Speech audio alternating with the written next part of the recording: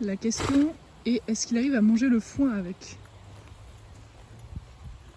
Vous êtes trop mignons tous ensemble. Et je sais que là il me déteste. Il arrête pas de se gratter avec. Ouais, je sais, t'aimerais bien te l'enlever. Hein. C'est un test. Hein. Pour le moment, je suis pas encore décidée si je lui laisse ou pas. Ah, ça l'énerve. Il éternue et pourtant je l'ai lavé le panier donc je sais pas pourquoi. Enfin, je pense que ça doit lui gêner sur les naseaux. Mais ah là, je crois qu'il va me détester et tout. Hein. Enfin, j'espère qu'il va pas m'associer à quelque chose de négatif. Dans ce sens, je vais aller chercher des friandises. Mais le problème, c'est qu'il bouffe pour 15 quand il y a le foin, quoi. Genre le foin, il est à volonté comme ça, il n'y a pas de filet, il n'y a rien. Il se mange des bouchées pleines, quoi. Je vais se forcer. Enfin bref, de toute façon, je suis là pour 1 heure, donc je vais l'observer. Et il est pas content. Je sais qu'il est pas content.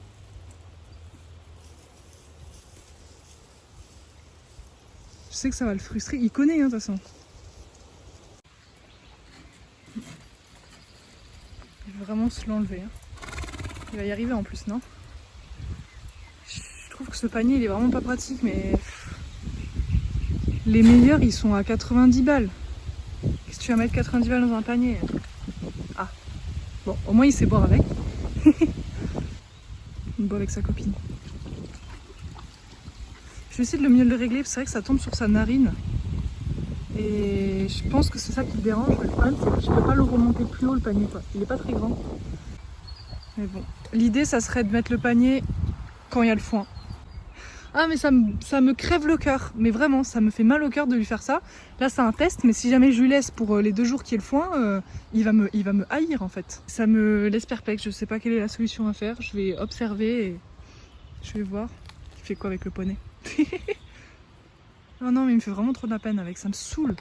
C'est vraiment pas la décision que j'aurais aimé avoir. Bon, je lui ai pris des petits oligo-éléments pour lui donner les petits minéraux du jour. Comme ça lui récompensera. Il essaiera d'associer ça à quelque chose de positif. Mais j'ai vraiment peur qu'il galère à bouffer le foin avec. Mais après, je pense qu'il est astucieux. Un gros trouve toujours le moyen de manger.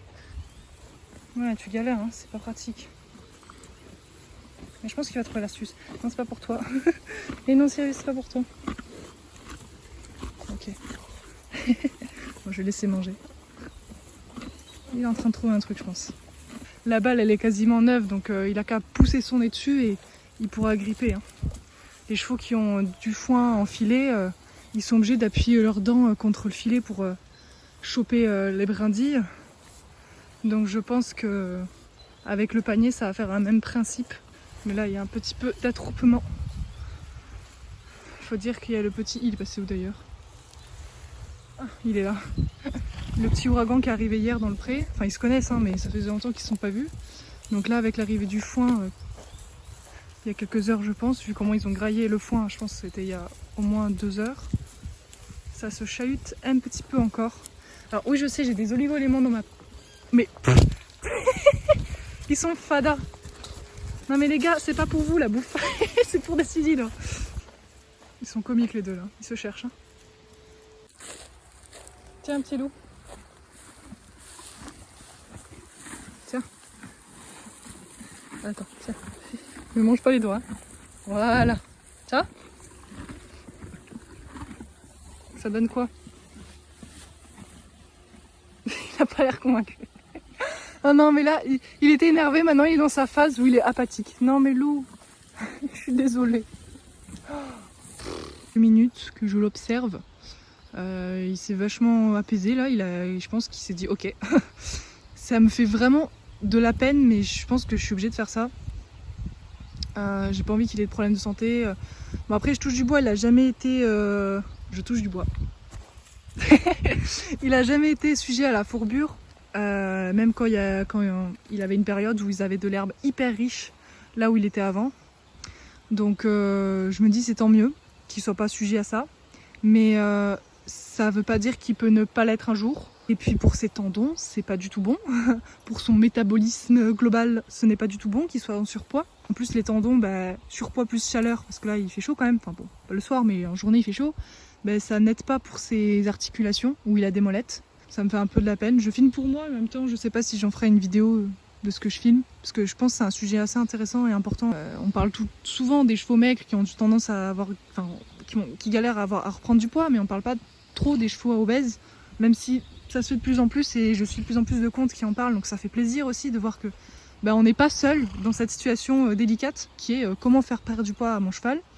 Je sais pas si la cause est l'herbe, si la cause est le foin, mais je me dis si ça peut l'aider déjà à manger plus calmement le foin au lieu de se goinfrer dessus, je me dis ça sera toujours ça de gagner. Alors ça fait longtemps que j'ai pas calculé son indice de poids, parce que je crois qu'un cheval doit être entre 2 et 3, non je sais plus. Alors, bref, il y a une façon de calculer l'indice de poids, bon de toute façon là ça ne le met pas en valeur, hein.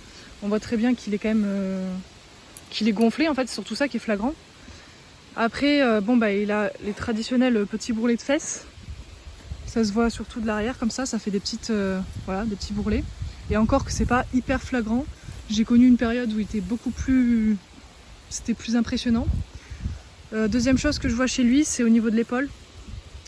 En fait, ils sont pas censés avoir... Là je peux dessiner facilement un bourrelet derrière l'épaule. Et c'est pas... Je sais pas si ça se verra mieux comme ça, mais on voit que c'est bombé. Ça se dessine comme ça. Et donc ça c'est flagrant. C'est ce qu'on voit chez les chevaux qui ont tendance à prendre du poids. C'est pas que le ventre, parce qu'encore si c'était que le ventre, on me dit il va digérer et ça passera. Mais il stocke la graisse, ça fait des dépôts adipeux. Par contre chez lui ce qui est bien c'est qu'il ne fait pas de chignon. C'est rare, il faut vraiment qu'il soit super gros pour qu'il commence à avoir l'encolure qui fait blong blong. Par le dépôt adipeux fessier et dépôt adipeux derrière l'épaule, c'est ce qui alerte le plus. Et le fait qu'il soit gonflé. C'est pas normal qu'un cheval soit gonflé. Après je dis ça, hein, mais si je filme le reste du troupeau, on est pas mal non plus en termes de gros bidou, donc c'est pas que lui. Mais il faut savoir que les chevaux espagnols, ils sont quand même assez sujets à l'embonpoint. Il faut savoir que les chevaux arabes aussi, même s'ils n'ont pas l'air comme ça à être fins et très endurants, mais Byzance en est une preuve vivante. Voilà. Elle n'attend pas de poulain. Bon, elle sort pas, elle travaille pas. Donc, travaille pas. Elle fait pas d'activité hors de son pré, quoi. Donc, mais des décido, je le sors. Alors c'est sûr, on fait pas des choses extraordinairement physiques, mais je le sors quand même relativement quasi tous les jours ou tous les 2 jours. Donc c'est sûr que c'est peut-être pas ça qui suffira à le faire perdre du poids, mais je me dis au moins il bouge. C'est toujours ça de gagner. Le panier de toute façon tout seul suffira à rien. Hein. C'est régime plus mobilité. Hein. De toute façon c'est comme ça que marche la santé. Ça l'empêchera pas de faire des grooming avec les copains. Ça l'empêchera pas de boire, ça l'empêchera pas de manger. Mais plus tranquillement quoi. Journal de bord, jour 2. J'ai retrouvé Decido avec son licol cassé au niveau du mousqueton qui s'attache sous la sous-gorge. Et j'ai remarqué en le remettant, bon de toute façon il est cassé, mais en refixant la boucle au truc qu'en fait la sous-gorge était vachement serrée. Et c'est un truc qu'on peut pas desserrer sur un licol. Donc je sais pas trop pourquoi c'était serré comme ça, peut-être parce que je l'ai un peu trop ajusté au niveau de la tétière, peut-être. Du coup ça me saoule parce que j'avais pas fait attention qu'hier c'était serré, je me suis plus focus sur comment j'avais fixé le panier en bas. De plus, du coup dès que je lui ai enlevé le panier forcément et que je lui passais la longe sur l'encolure, il voulait se barrer parce que, il voulait pas rester à côté de moi parce que il s'est dit non, elle va me remettre, elle vient de me l'enlever, elle va me remettre encore le truc sur la tête. Donc il appréhendait, après je lui ai montré que c'était juste le licol normal quoi, il a rien dit et je l'ai amené là tranquillou. Et on peut constater qu'il a pas tant dégonflé que ça. Je pensais qu'en l'espace de 24 heures, le panier le ferait dégonfler beaucoup. Donc je pense qu'il a quand même trouvé une astuce pour se goinfrer avec. Parce que le trou est quand même... il est pas petit quoi, le trou il peut s'arriver avec le foin surtout. Surtout le foin quoi, c'est le fait qu'il reste à la même place. Du coup j'étais interrompue dans mon journal de bord, j'ai brossé le gros, on part en balade. Du coup le panier je suis un peu dubitative parce que je le trouve quand même toujours un peu gonflé. Bon une journée je me dis c'est peut-être normal, il n'a pas eu le temps de dégonfler correctement. Donc peut-être qu'il a trouvé une astuce pour bien manger avec le panier. En tout cas je sens que ça le gêne vachement au niveau des naseaux, parce qu'il avait les naseaux tout secs. Alors qu'en temps normal c'est pas râpeux ni rien. Et voilà, vu sa réaction avec le panier, je sens que ça le frustre énormément. Et j'ai pas envie de prendre une solution qui lui met dans un bad mood. Donc je sais pas trop quoi faire. Voilà. Donc là on part marcher. Mais je suis fatiguée. Je suis stressée de ouf pour les examens. Du coup, j'ai pas la tête à vraiment faire grand chose. Je suis là, mais ma tête elle est encore dans mes cours. Donc c'est super dur de prendre du plaisir et tout. Mais là, je pense que ça va. Plus on va continuer la balade, plus je vais me concentrer sur lui, à ce qu'on soit connecté, à ce qu'il avance bien, qu'il cherche pas à brouter, qu'on puisse faire des petits exercices de stick to me, tranquillou, dans la joie et la bonne humeur. Je pense que ça va me remettre dans le bain.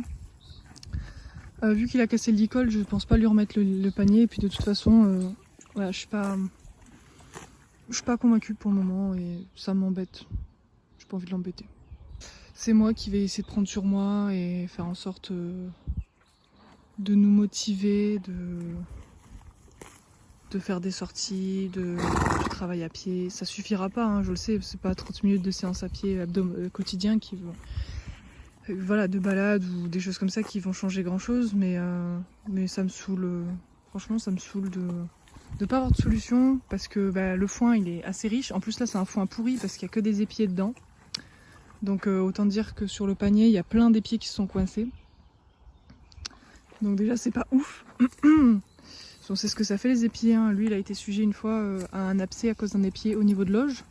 Enfin, ça peut être super dangereux. Donc voilà, donc il y a le foin et puis l'herbe est très rase. Donc je pense qu'il y a beaucoup de sucre dans l'herbe. Donc ce n'est pas évident. Mais bon, on va. Enfin voilà, je suis un peu dépitée, je suis fatiguée. Et c'est ça aussi la vie de propriétaire, c'est d'essayer de trouver des solutions, de pas forcément en avoir, de s'inquiéter un peu pour rien aussi, parce que je pense pas qu'il ait de soucis de santé à cause de ça, mais c'est pas cool pour lui quand même. Donc bon là on fait une petite pause, ça me permet moi de réfléchir et lui de faire une petite pause broutine quand même. Mais après on va essayer de s'activer et de faire une plus grande balade. Donc voilà. Puis j'en ai besoin. Je pense que j'ai autant besoin de lui d'aller marcher et tout, donc voilà.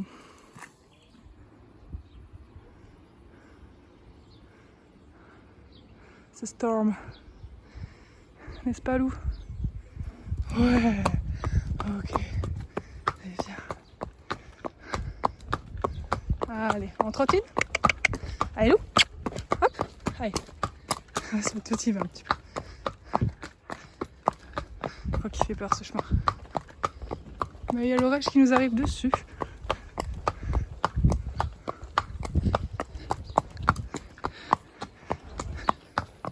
C'est bien. Super.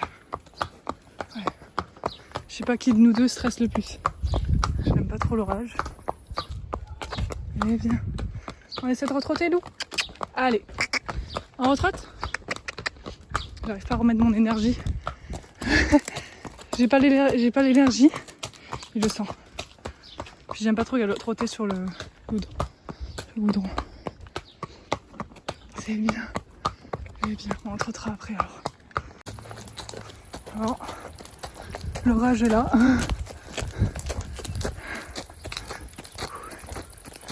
C'est plus moi qui ai peur que lui. Lui, il s'en bat les couilles. Et comme je suis stressée, il stresse du coup. Bon, avec un peu de chance, on va arriver à destination. On est dans 5-10 minutes, on va arriver. J'ai même pas osé trotter. Ça fait vraiment Armageddon derrière. Allez, on passe par là, petit loup. Super. Bon, on broutera après. Hein. Je te ramène direct au pré, moi. Je resterai pas là brouter avec toi. Trop stressant. Ça va, lui, vraiment, il est déter. Je pense qu'il ressent que j'ai envie de rentrer à la maison. Ouais, on trottera après, Putain, on reçoit les gouttes de pluie et tout. Puis il fait chaud d'un coup. Oh, j'aime pas ça.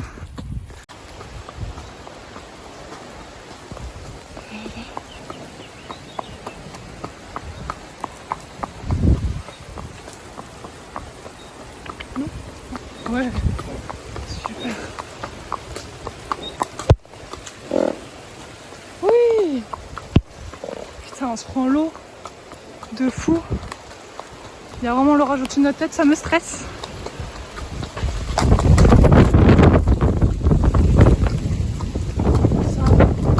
C'est bien. Je suis désolée pour lui, je suis plus stressée que lui, c'est horrible. Ça va. Ok.